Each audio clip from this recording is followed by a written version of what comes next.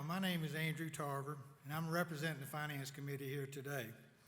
Many of you may be like my wife and I. We joined Bethlehem in 2017 after these loans were taken out. Well, I knew there's a loan. I didn't know all the details and didn't know all the up-to-date stuff, and I'm sure many of you is in the same position that I'm in. Most of you was probably here when those loans was taken out, so you know what the loans were used for, but you may not know where the status of where we at today. So my purpose today is to get us all on the same page going forward.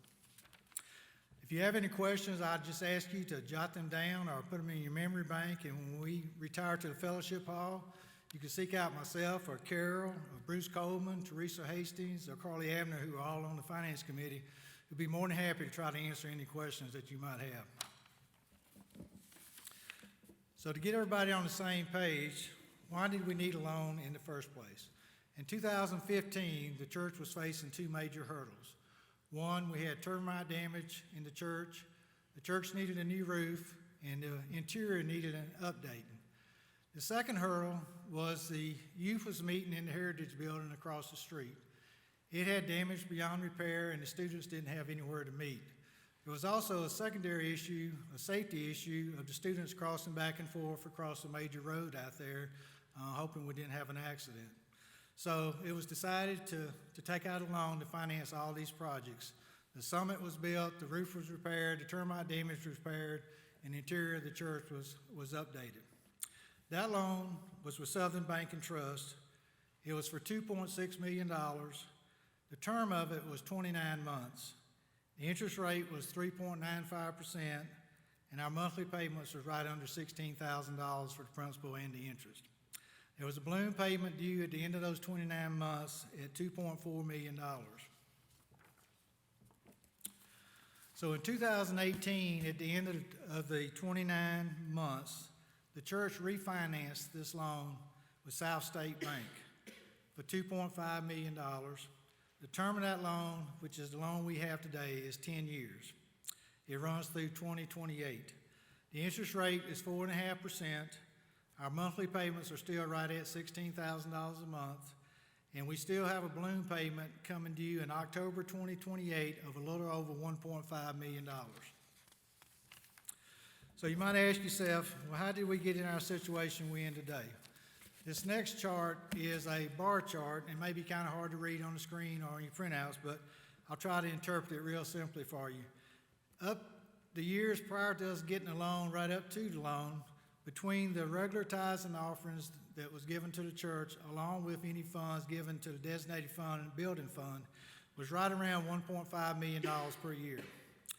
The last 2 to 3 years, that same amount is dropped down to right at $1.2 million per year. So that's like a $300,000 a year shortfall. That drop in contribution since the original loan was taken has impacted the amount that we have to service that loan, and also funding the day-to-day operations of the church. So where do we stand today? Well, at the end of December 2023, the loan balance is $1,842,000. We're still paying the $16,000 a month. And this next point is something I want to just explain just a minute. The interest portion of that payment, which today is just about half of it, about $7,000 to $8,000, and the principal payment is just about the same too. As we pay it off, the principal goes higher and we pay less interest. But the interest portion is being paid out of our monthly operating budget. The principal amount is being paid out of funds that's been given to the designated fund building debt retirement. Now, I just want to take a minute to thank any of you. I don't know who you are, but if you've been given religiously to that debt repayment fund, I want to tell you thank you, because we wouldn't be in as good a shape today if you was not doing that, and we hope you will continue to go forward giving to that fund. It would be a very big help to us going forward to get that interest payment moved out of our current operating budget over being able to pay it out of the designated fund building fund. And that would free up $7,000 to $8,000 a month in our normal monthly operations to help run the day-to-day operations of the church. The other thing was last fall when we was doing our budget for 2024, several of you asked us the status of the loan and how we planned on paying it off. Well, to be quite honest with you, I don't think none of us had a formal plan at that time how we could move forward or where we was going. But I want everyone to know that the Finance Committee, in total, we're totally committed that this is our top priority to get this debt paid off. So you don't have to worry about that. So where do we need to go after today? Well, we need to increase our monthly payment from the $16,000 a month to $36,000 a month. If we could do this, this would allow us to pay off the loan in its entirety, including a balloon payment of $1.5 million by October 2028.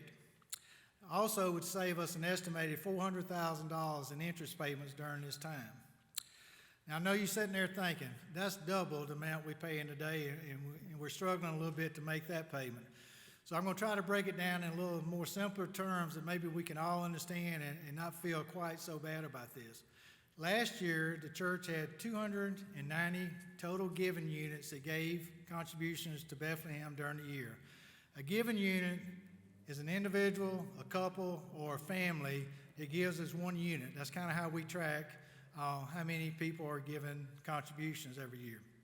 If each of those 290 people could give about $3 to $3.50 per day for the next 4.5 years, we would completely pay this loan off, including the balloon payment.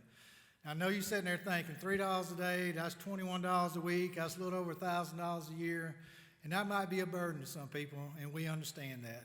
But we also know there's others in the church that have been more than blessed financially that probably can give a little bit more than $3 to $3.50 a day. So in total, we could average that out, we could get it paid off, and I think we can do that, and I hope you do too. So where do we go from here? What do we need to do? Well, we're asking everybody to be in prayer between now and May 19th, which is Pentecost Sunday, seeking guidance on how each one of us can help pay this debt off. On this day, we are going to have a special time and offering to give any one-time gifts or bring your pledge card on what you could pledge over the next 4.5 years. Let me say one thing about pledge cards. I know some of you don't like those, and I understand why. I know there's some churches that track pledges, your actual payments against pledges.